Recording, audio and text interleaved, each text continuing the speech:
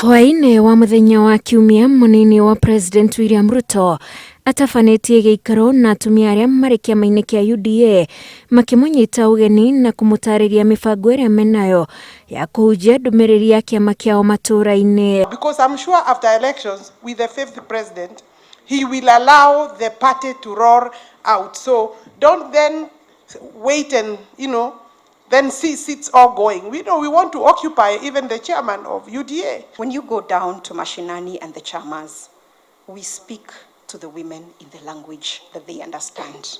Atumia aya amwe arĩa mararũĩrĩra iturwa cia ũtongoria na tigiti wa UDA na arĩa matahetũkire hĩndĩ ya ithurano cia wamũrani meranĩire kũgwa kĩharo na kũiguithia atumia atĩ nĩo aingĩ gũkũ bũrũri-inĩ na ũguo no manyite itemi inene harĩ gĩthurano-inĩ gĩũkĩte na kũroria kura cia ngwatanĩro-inĩ ya Kenya Kwanza. Women make over 50% of the population in Kenya. Today, if the women decide that Dr. William Samoei Ruto is the next president, we most likely might not need a man's vote. We are building this party from the bottom up.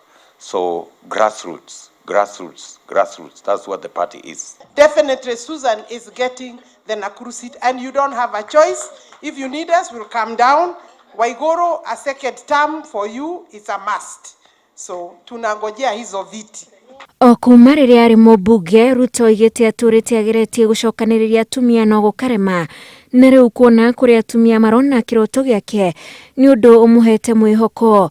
I had been struggling for about 10 years as a member of parliament to try and organize women manenos, and I did a very poor job of it until Rachel came along and she did what I could not do.